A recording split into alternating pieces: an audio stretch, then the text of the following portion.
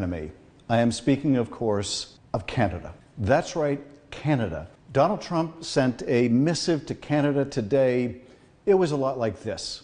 How much postage does it take to send a letter to Canada? Who's it going to? Canada. It says, "Dear Canada, you." Okay, he didn't explicitly say you to Canada. What he said was worse. He said, well, listen for yourself. Canada would be great as our cherished 51st state.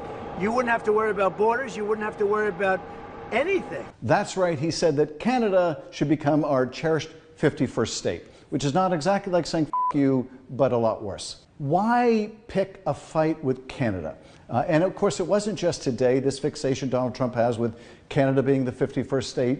It's gone on for months and months. He started out calling Justin Trudeau, the former Liberal leader in Canada, Governor Trudeau, as if he was already only governor of one of America's states. Now, we've heard a lot of bizarre ideas by Donald Trump, taking back the Panama Canal. That's sort of this level of crazy. Buying Greenland, that's sort of this level of crazy. Renaming the Gulf of Mexico, kind of this level of crazy.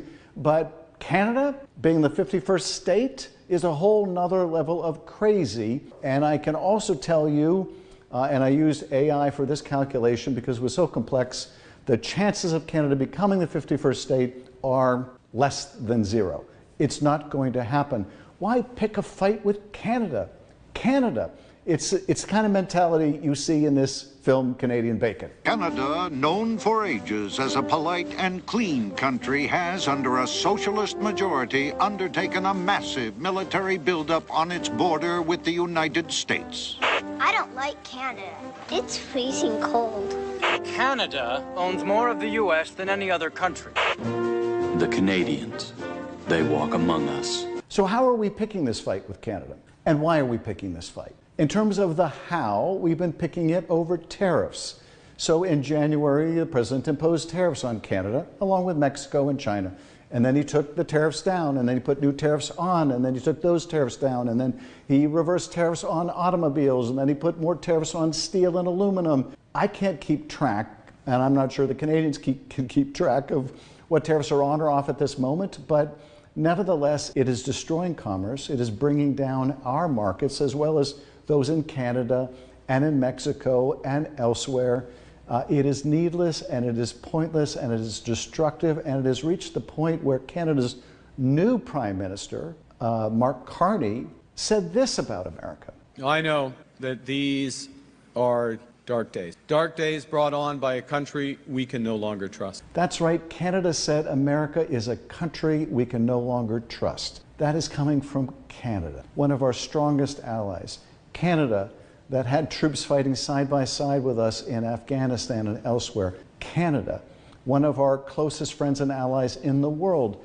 You know, when Canada is saying worse things about America than Putin's Russia, that we have really screwed things up. This president has really screwed things up. And this is the upside down place we find ourselves in, where we're picking friends with our democratic neighbors and allies, and we are alienating other allies in Europe, and we are embracing dictators like Vladimir Putin. This can't end well. America will be left with no friends, just dictators whose interests are only transactional. That is not where we want America to go. Now, you might think, and maybe the Canadians think, that in these circumstances, there is only one possible response, and that is drink heavily. But in Canada, I'll have you know, they're taking American liquor off the shelves. That's right, they're taking American liquor off the shelves. And in America, these steel and aluminum tariffs are pushing up the price of, guess what, that can of beer. So if you're going to drown your sorrows, it's going to cost you more. Cheers.